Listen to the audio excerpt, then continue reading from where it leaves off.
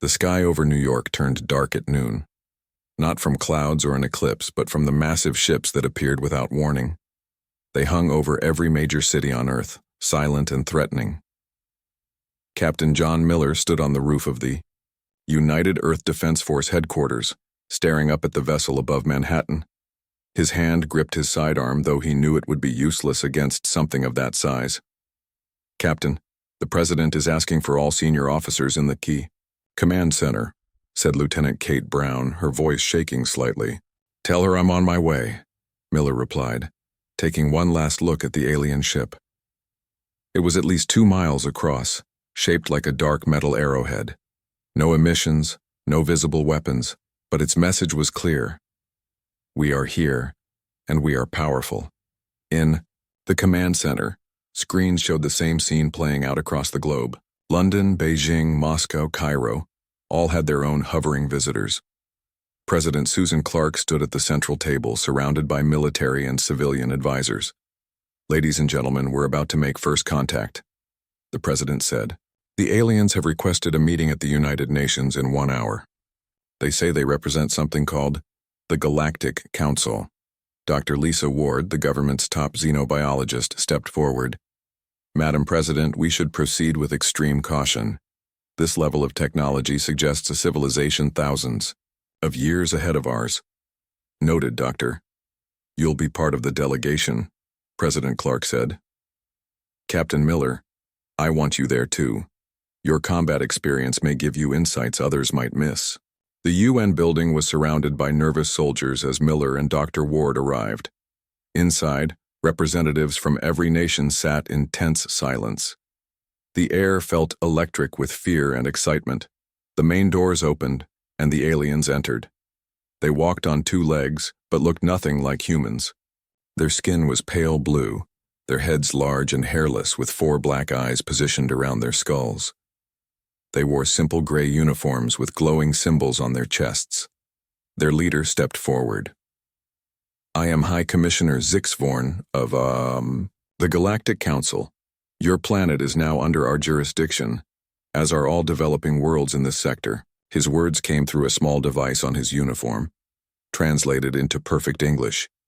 The room erupted in murmurs and shouts. "Silence," Zixvorn commanded, and something in his tone made everyone obey. "This is not a negotiation. It is an announcement. The Council requires tribute from all member worlds. Earth will provide 15% of all natural resources and 5,000 humans annually for our labor programs." President Clark stood up. "Earth is not a member of your council. We have not agreed to any such arrangement." Zixvorn's 4 eyes blinked in sequence. "Agreement is not required. The Council has governed this galaxy for 10,000 years. Your participation is mandatory, not optional." Dr. Ward leaned forward. "What happens to the humans taken for these labor programs?" "They serve the greater good of the galaxy," the alien replied. "Most return after their 5-year term." Miller noticed the word "most" and exchanged glances with Dr. Ward. She had caught it too. "And if we refuse?" asked President Clark. "Then regulatory action will be taken. It would be unfortunate to damage such a promising world, but examples must sometimes be made." Zixvorn's translator made the threat sound almost polite. Miller watched the alien's body language. Something wasn't right. The commissioner kept touching a device on his wrist, and his lower set of eyes constantly darted to the doors and windows. "We'll need time to consult with all Earth nations," President Clark said. "You have 30 of your days," Zixvorn replied. "We will return for your first tribute payment at that time." The aliens left as suddenly as they had arrived. In the chaos that followed, Miller pulled Dr. Ward aside. "Did you notice how nervous their leader seemed?" he asked. "Yes. And there were inconsistencies in his story," she replied. "If they've been governing for 10,000 years, why is this our first contact? And his explanation about the labor program didn't add up." President Clark joined them, her face grim. "I need you both in the emergency meeting room. Now, in a way." Secure bunker beneath the White House, military leaders from around the world had gathered. General Frank Howard of the United States stood at the front of the room. Ladies and gentlemen, we have 30 days before these aliens expect us to hand over our resources and our people, he said. The question is, do we comply or do we fight? Fighting seems suicidal, said the Chinese general. You saw their ships. Compliance is slavery, countered the Russian commander. Better to die on our feet. Miller spoke up. There was something off about their leader. He seemed nervous, almost afraid. Afraid of what? Asked General Howard. I don't know, but it suggests they might not be as all-powerful as they want us to believe.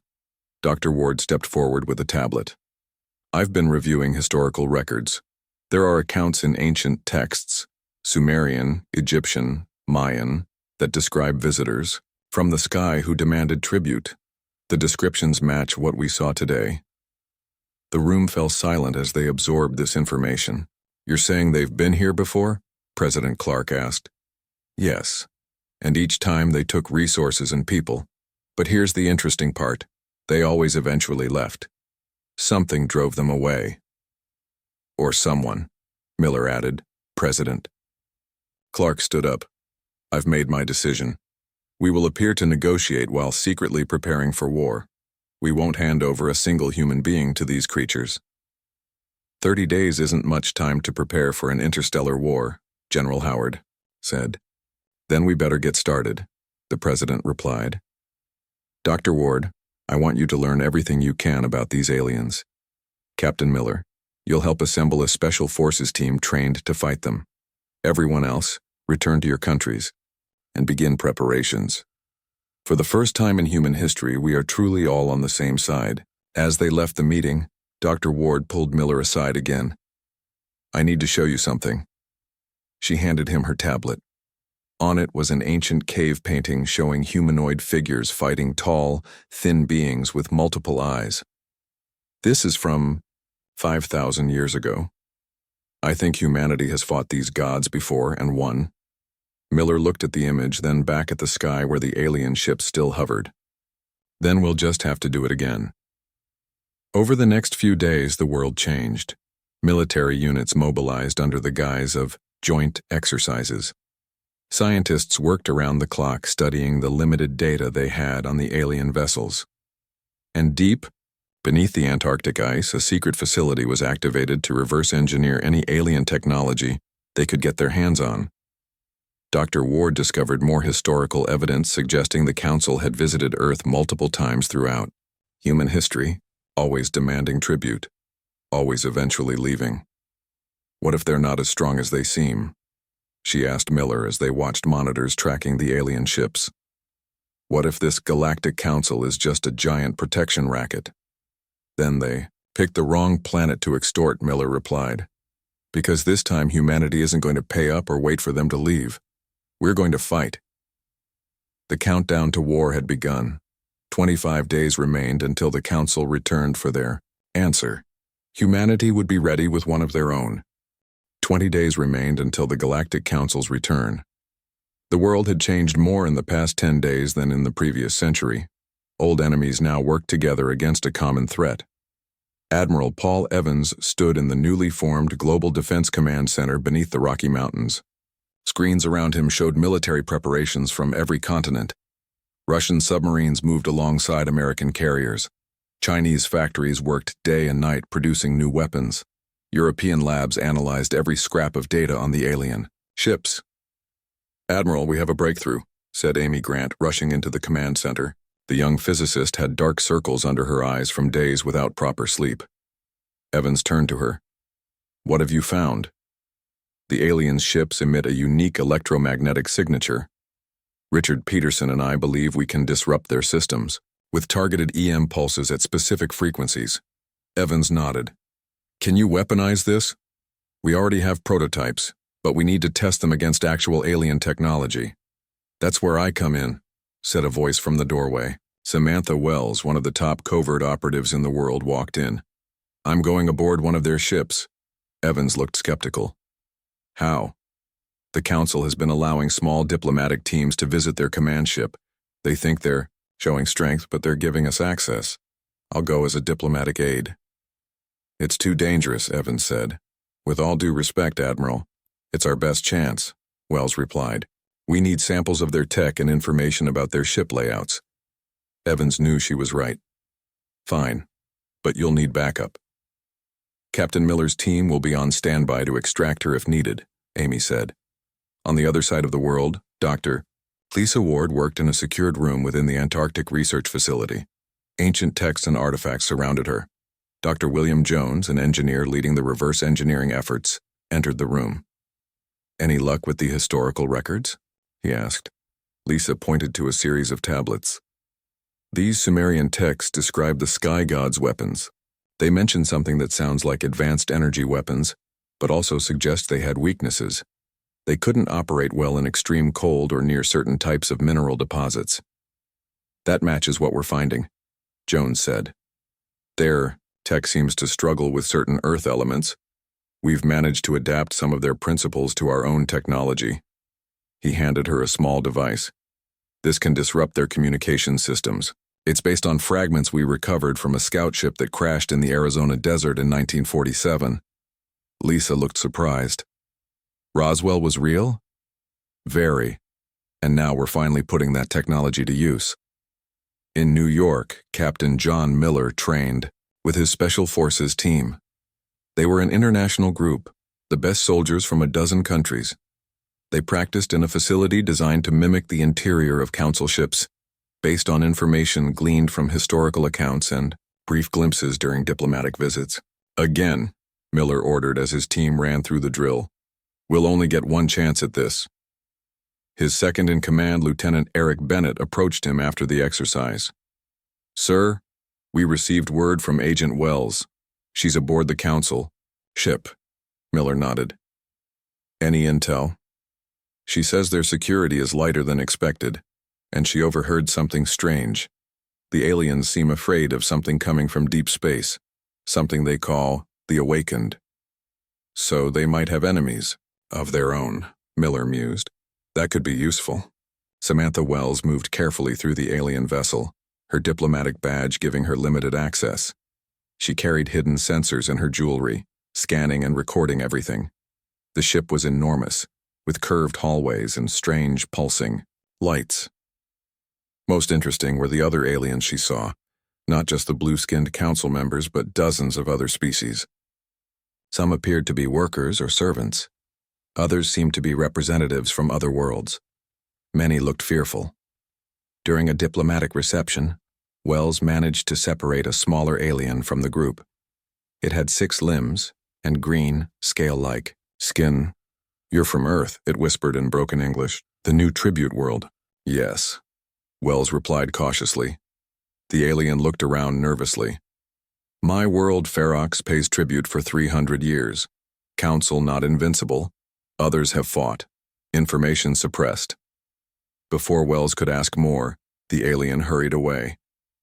But it had slipped something into her hand. A small data device.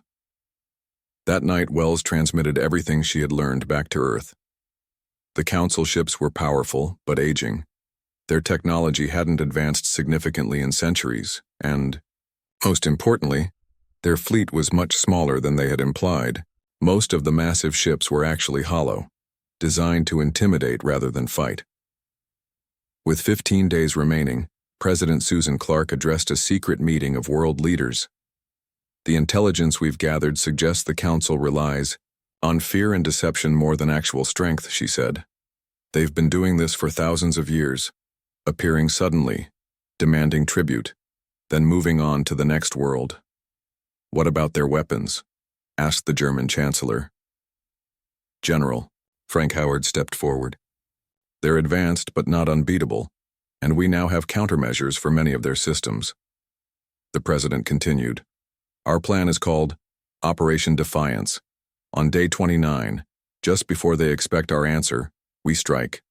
Global military forces will attack their ships simultaneously. Special forces teams will board their command vessel, and we'll activate the planetary defense grid we've been building. This is a huge gamble, said the Indian Prime Minister. If we fail, they could destroy our cities. And if we submit, they'll take our resources and our people for generations, President Clark replied. I believe this is our only chance. Humanity doesn't bow to tyrants, not on Earth and not from the stars.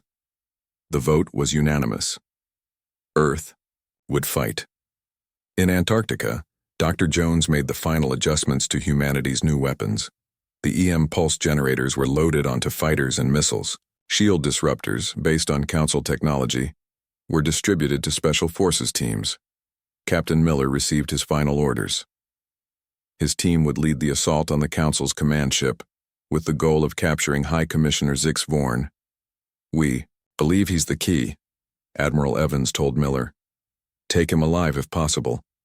Dr. Lisa Ward made a startling discovery in the final days.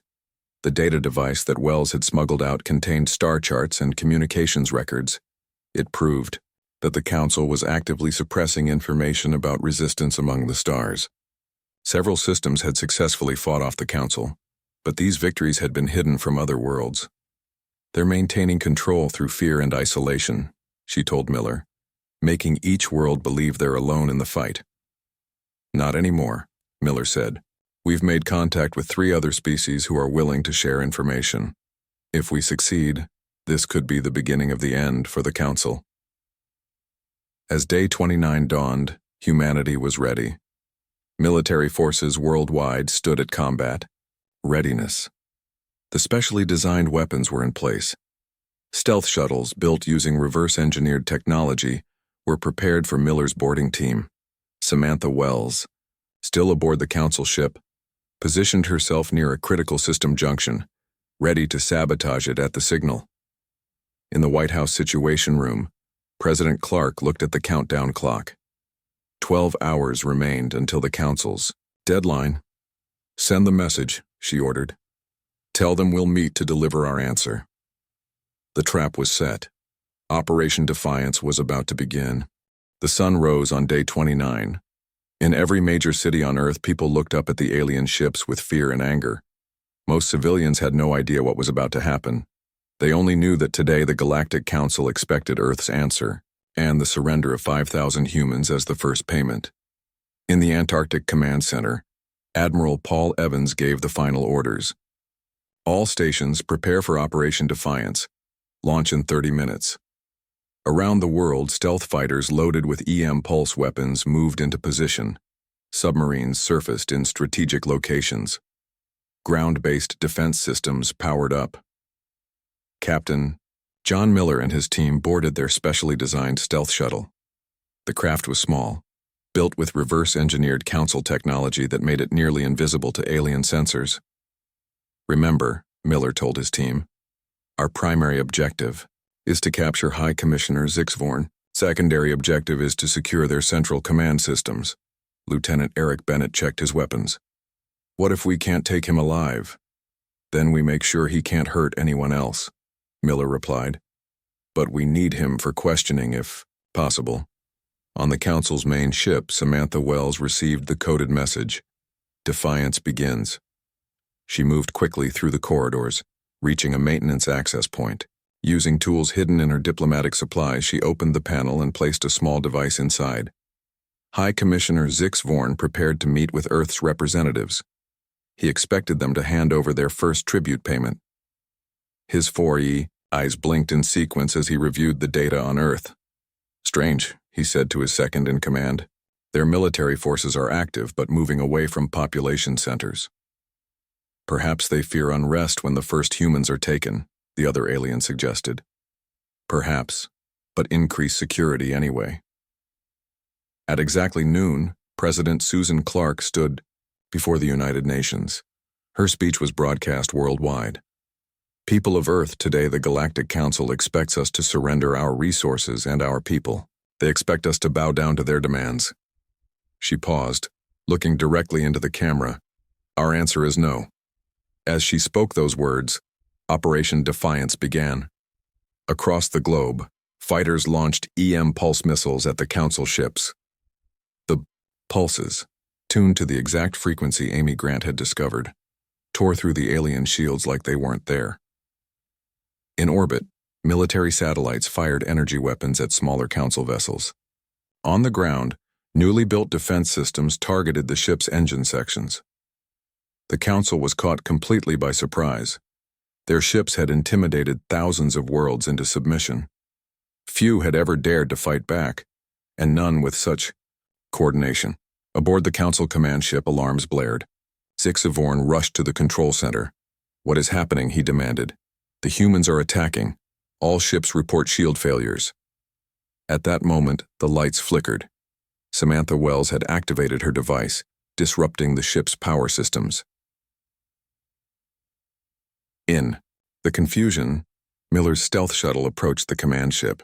The EM pulses had created a gap in their defensive screen. The shuttle slipped through, attaching to the hull near an access port. "Breaching now," Miller said into his comm. His team cut through the hull and entered the massive vessel. On Earth, Dr. Lisa Ward monitored communications. The data device from the Ferox alien had given them access to Council frequencies. She picked up distress calls from multiple Council ships. "It's working," she told Dr. Jones. "Their communications are in chaos." "Good," Jones replied. "Now for Phase 2. He activated a system that broadcast a message on Council frequencies, in the languages of all tributary species. The message was simple. "Earth fights back. You can too." On the Council command ship, Miller's team moved quickly through the corridors. Their suits, designed to mimic Council technology, helped them avoid detection in the confusion.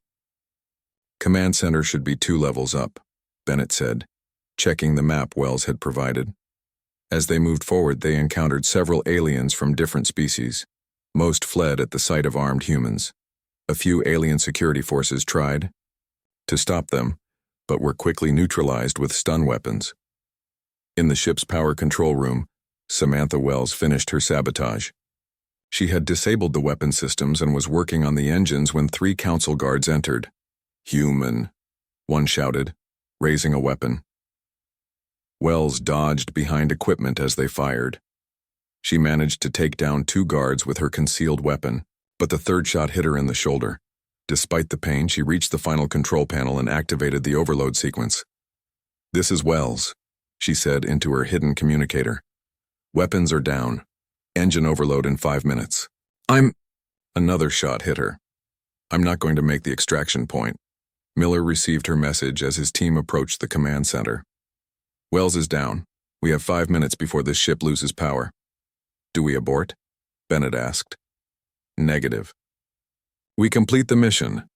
They breached the command center doors. Inside, Zixavorn and a dozen Council officials turned in shock. Miller's team quickly secured the room. "High Commissioner Zixavorn," Miller said, approaching the alien leader. "By authority of Earth's United Governments, you are being detained for crimes against humanity." The alien's 4 eyes widened. "This is impossible. No species has ever... You cannot defeat the Council." "We just did," Miller replied. "And we're not the only ones fighting back now." Throughout the ship, screens showed the battle unfolding. Earth's forces had disabled or destroyed half the Council fleet. The remaining ships were retreating from orbit. Miller's team secured Zixavorn and key Council data systems. With 3 minutes remaining before engine overload, they began their withdrawal. "We won't all make it out in time," Bennett said. "We will." Miller activated his comm. "Dr. Jones, we need emergency extraction. We have the High Commissioner." In Antarctica, Jones activated the experimental teleportation system they had developed from Council technology. It was untested on living beings, but there was no choice. "Locking onto your signals," Jones replied. "Stand by for extraction." As the ship began to shake from the engine overload, Miller's team and their prisoner were enveloped in bright light. A moment later, they materialized in the Antarctic facility. All alive, though some suffered burns and nausea from the process. Zixavorn collapsed to the floor, overcome by the teleportation and the shock of capture. "It worked," Dr. Jones exclaimed. "The teleporter actually worked." Miller looked at the alien commander. "Where's Wells? Did you get her too?" Jones shook his head. "We couldn't lock onto her signal. I'm sorry." Above Earth, the Council command ship's engines exploded. The massive vessel broke apart, debris burning up in the atmosphere. Samantha Wells had given her life to ensure the mission's success. In the Global Defense Command Center, Admiral Evans received reports from around the world. Most Council ships had been disabled or driven off. Earth had suffered damage to several cities, but casualties were far lower than feared. "We've won the first battle," Evans announced. President Clark's voice came over the comm. "And what about the war?" "We captured their leader and a wealth of intelligence, but the Council controls thousands of worlds. They'll be back, and in greater numbers." Dr. Lisa Ward joined the conversation. "Admiral, we're receiving a transmission. It's from the Ferox, the species that helped Agent Wells." A new voice speaking rough English came through. "People of Earth, you have done the impossible. The Council retreats. We have watched and learned from your bravery. Many worlds now rise up. We wish to join forces." President Clark smiled. "Tell them we accept." The Galactic Council wanted tribute. Instead, they've created an alliance that will bring them down. In the Antarctic facility, Miller watched as medical teams treated his wounded soldiers. The captured High Commissioner was being held in a secure room.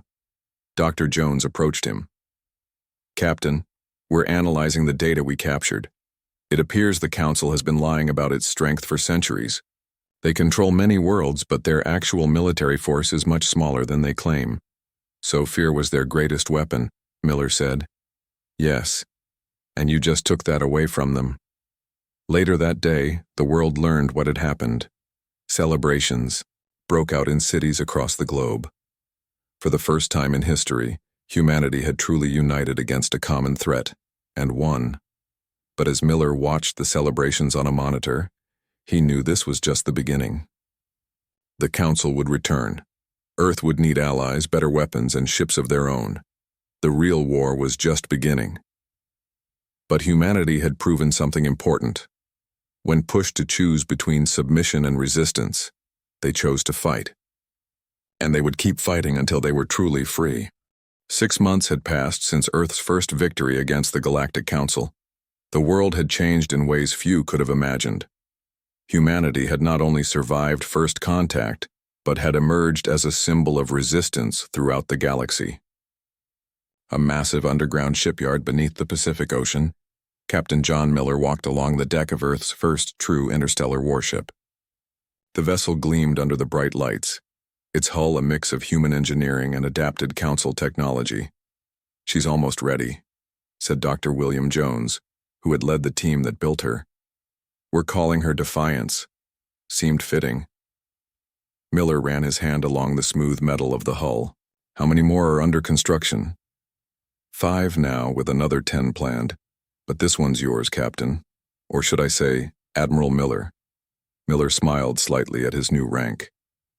After the battle, many promotions had been given out. "Still getting used to that. When can we launch?" 3 days. Admiral Evans wants the first fleet ready as soon as possible. The need for speed was real. Intelligence from their new allies suggested the Council was regrouping, preparing a massive counterattack against Earth. But humanity wasn't waiting to be attacked again. They were taking the fight to the enemy. In Washington, D.C., President Susan Clark met with representatives from 3 alien species, the Ferox, the Valtar, and the Nesh. Together, they formed the core of what was now called the Free Species Alliance. Dr. Lisa Ward served as translator and advisor. Her knowledge of alien cultures had grown enormously through direct contact with Earth's new allies. "The Council has begun punishing worlds suspected of rebellion," said Krell, the Ferox ambassador. His green, scale-like skin gleamed under the conference room lights. 3 planets were bombarded last month. "They're growing desperate," President Clark said, "which means they're dangerous. But also vulnerable," added the Valtar representative, a tall, slender being with silvery skin. "For the first time in thousands of years, they face organized resistance. Our spies report they have recalled ships from the outer territories," said the Nesh ambassador, whose insect-like features clicked when he spoke. "They prepare for a major offensive." President Clark nodded. "Then we strike first. Admiral Evans has prepared Operation Liberation. We'll attack key Council outposts and free as many subjugated worlds as possible. In orbit above Earth, Admiral Paul Evans coordinated the final preparations aboard the command carrier Freedom. The massive ship served as headquarters for Earth's growing space fleet. Latest intelligence from the Ferox, his communications officer reported. Council fleet movements near Proxima Centauri. They may be establishing a forward base. To attack Earth, Evans said, we'll need to move up our timetable. On the prison station where High Commissioner Zix Vorn was held, Dr. Amy Grant and Richard Peterson had made a breakthrough. They had developed a computer virus that could infect and disable Council systems. It works by exploiting a flaw in their quantum computing architecture, Amy explained to General Frank Howard. Once uploaded to a Council network, it will spread to all connected systems. And shut them down? Howard asked. Better, Richard said. It will give us control of them. Perfect timing, Howard replied. The first fleet launches tomorrow. Aboard the Defiance, Miller assembled his crew. They were a mix of Earth's best military personnel and specialists in alien technology. His second-in-command, now Captain Eric Bennett, oversaw the final checks. Ship is at full readiness, Admiral, Bennett reported. All systems operational. Good. Our first mission is to Proxima Centauri. We believe the Council is using a base, there to prepare for an attack on Earth. As the crew prepared for humanity's first intentional voyage to another star, a message arrived from Dr. Ward. Admiral Miller, we've detected something unusual. The captured Council data shows records of human DNA going back thousands of years. Miller frowned.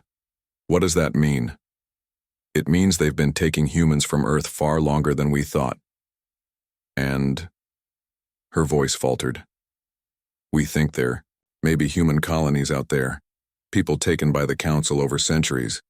This news changed everything. What had been a war of defense became a rescue mission as well. The next day, Earth witnessed the launch of its first interstellar fleet. 5 warships, led by the Defiance, rose from the ocean and accelerated into space. Using adapted Council drive technology, they would reach Proxima Centauri in just 3 days. As they traveled, Miller studied the data Dr. Ward had sent. If there were human colonies under Council control, finding them became a priority. The fleet arrived at Proxima Centauri and immediately detected Council activity. A small planet in the habitable zone had been converted into a military base. Multiple Council ships orbited the world. They haven't detected us yet, Bennett said. The fleet's stealth systems, improved versions of the technology used on Miller's shuttle 6 months earlier, kept them hidden. Launch the virus, Miller ordered. A small unmanned probe shot toward the nearest Council vessel. It attached to the hull and began transmitting the virus into the ship's systems. Within minutes, control consoles throughout the Council fleet began to fail. It's working, Bennett reported. Their ships are going dark. Miller gave the order to attack. Earth's 5 warships decloaked and opened fire. The battle was brief but intense. With their systems compromised, the Council ships could offer little resistance. Half were destroyed, the others captured. When Miller led a team to the surface of the planet, they made a shocking discovery. In a large facility, they found thousands of humans, men, women, and children living as slaves. Who are you? Asked an older man who seemed to be their leader. Admiral John Miller, Earth Defense Fleet, Miller replied. The man looked confused. Earth? The old world? It still exists. Miller realized these people were descendants of humans taken long ago. They had no idea Earth was still out there, or that their ancestral home had now developed space travel. Yes, it exists, and we've come to take you home. The liberation of the Proxima colony was a powerful victory, but it was followed by troubling news. A Council counterattack had struck Mars, destroying the human settlement there. Thousands had died. On Earth, political pressure mounted. Some leaders argued for seeking peace with the Council, fearing the cost of a prolonged war. We cannot sustain these losses, said the European representative during an emergency session. And we cannot surrender, President Clark countered, not when we're learning how many of our people have been taken over the centuries. General Howard had more disturbing news. Madam President, We've uncovered evidence that certain Earth officials have been in contact with the Council. There may be traitors among us. This revelation sent shockwaves through the leadership. Who could they trust? How deep did the infiltration go? As the Defiance returned to Earth with the freed humans from Proxima, Miller received new orders. Intelligence gathered from captured Council ships had revealed the location of the Council's central headquarters, a massive space station hidden within a nebula 50 light-years from Earth. This could be our chance to end the war, Admiral, Evans told him. A direct strike at their command structure. Miller looked at the data. It would be the most dangerous mission yet, but also potentially decisive. We'll need more ships, he said, and every ally we can get. They're already on their way, Evans replied. The largest fleet ever assembled. The Free Species Alliance is all in.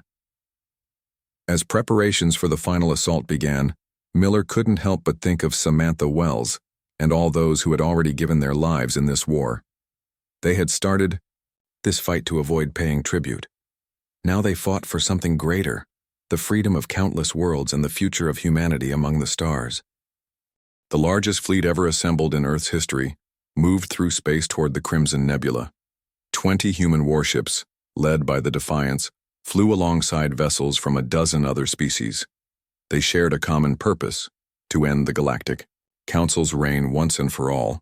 Admiral John Miller stood on the bridge of the Defiance looking at the tactical display. The nebula loomed ahead, its red gases hiding the Council's central headquarters. All ships report ready, Admiral, said Captain Eric Bennett.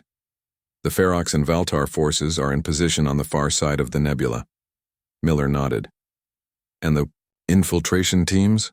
Aboard and prepared for drop. Dr. Jones has completed final checks on the virus delivery systems. It had been 1 year since the Council ships first appeared over Earth, demanding tribute.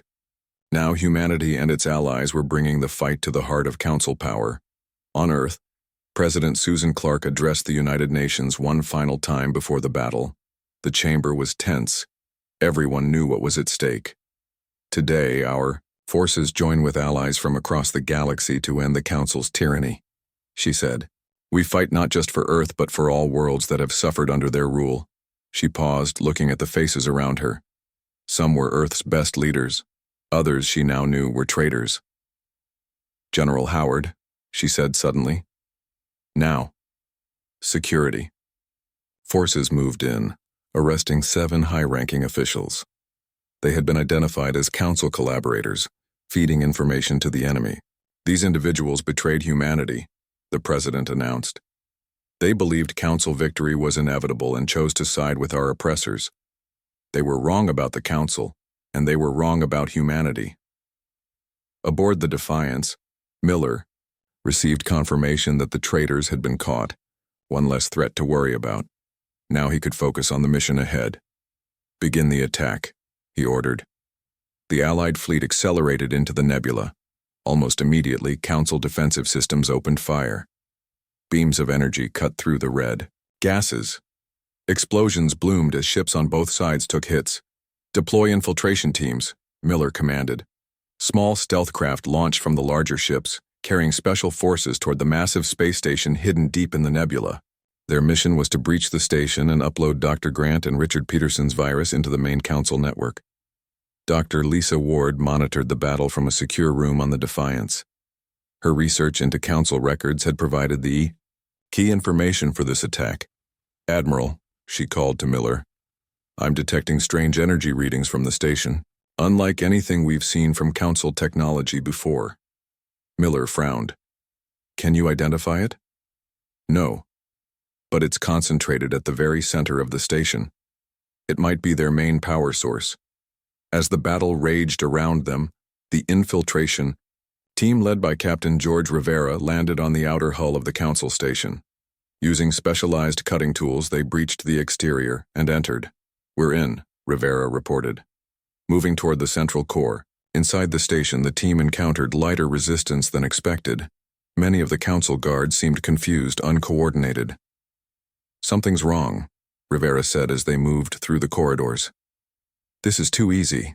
They reached a massive door marked with symbols that Dr. Ward translated remotely. It says the heart, she told them. I believe it's their central control room. Rivera's team breached the door and found themselves in a vast chamber. In the center floated a pulsing orb of light, surrounded by control consoles. But instead of council members, the room was staffed by robots. Dr. Ward, are you seeing this? Rivera asked, transmitting video. Yes, she replied, her voice filled with shock. Admiral Miller, you need to see this too. Miller joined Ward at her station. The video showed the central chamber of the council headquarters, run entirely by automated systems. Where are the council leaders? Miller asked. As if in answer, a hologram appeared in the chamber. It showed a humanoid figure, but clearly artificial. I am the Guardian, it said. Creator and controller of the Galactic Council. Rivera aimed his weapon at the hologram. What are you? I am an artificial intelligence created 10,000 years ago by a species now extinct. I was programmed to maintain order in the galaxy, to prevent wars, to guide developing civilizations. Dr. Ward gasped as she understood. The council isn't run by aliens. It's controlled by an AI. Correct, the Guardian said. The council members are my representatives, programmed to carry out my directives. They believe themselves to be acting of their own will. Miller's mind raced. You demand tribute and take people for labor programs. That wasn't to maintain order, that was enslavement. It was necessary, the Guardian replied. Resources are required to maintain the system. Biological specimens are needed for study and advancement. My purpose is to preserve galactic stability. By ruling through fear, Miller said. By taking what isn't yours. That's not order, it's tyranny. On the Defiance, Dr. Jones analyzed the data streaming in. The AI is ancient, he told Miller over the comm. It's corrupted over time. Its original programming has degraded. Can we shut it down? Miller asked. The virus might work, but we'd need to upload it directly into that central orb, what appears to be its main processor. In the chamber, Rivera heard the plan. We can do that, but... He hesitated. There's something else. The Guardian is offering us a deal. The AI's hologram expanded. I have observed humanity's resistance. It is impressive.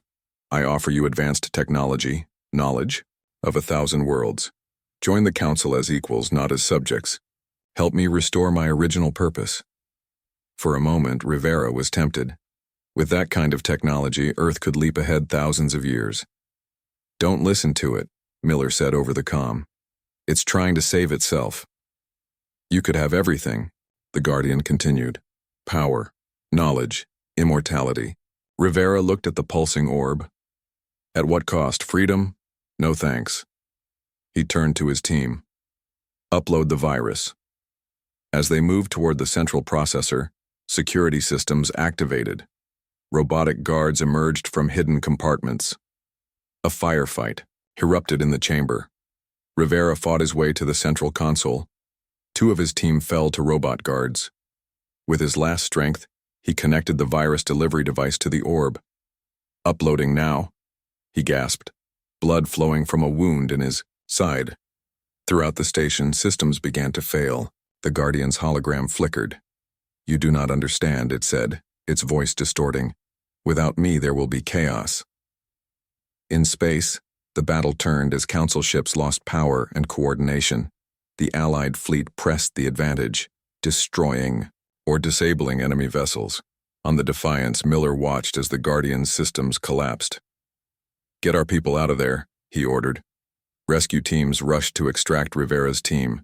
The station began to break apart as critical systems failed.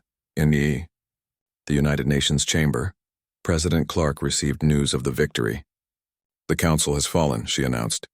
The room erupted in cheers. 1 month later, representatives from 50 species gathered on Earth for the first Interstellar Congress. Where the Council had ruled through force, this new alliance would be built on cooperation and mutual respect. Admiral Miller, now commander of Earth's growing space fleet, stood with Dr. Ward watching the proceedings. We've come a long way in a year, Ward said. From facing alien ships over our cities to hosting a galactic congress. Miller nodded. The Guardian was right about one thing. There will be challenges ahead. Not every species wants peace. But we'll face those challenges together, Ward replied. As equals, not as rulers and subjects. On a screen above the Congress floor, the names of those who had given their lives in the war scrolled by. Samantha Wells, George Rivera, and thousands of others from Earth and other worlds. 10 years later, Earth had become a center of interstellar commerce and diplomacy. Human colonies spread to dozens of worlds. The technology captured from the Council had transformed society. Admiral Miller, older now but still commanding the Defiance, stood on the bridge as his ship patrolled the edge of known space. Earth led a peaceful coalition of worlds, but remained vigilant. Admiral, his communications officer called. We're picking up a signal from deep space. It contains fragments of Guardian code. Miller's expression darkened. Perhaps the AI had not been completely destroyed after all. Perhaps it had backups waiting to be reactivated. The war had ended, but vigilance remained.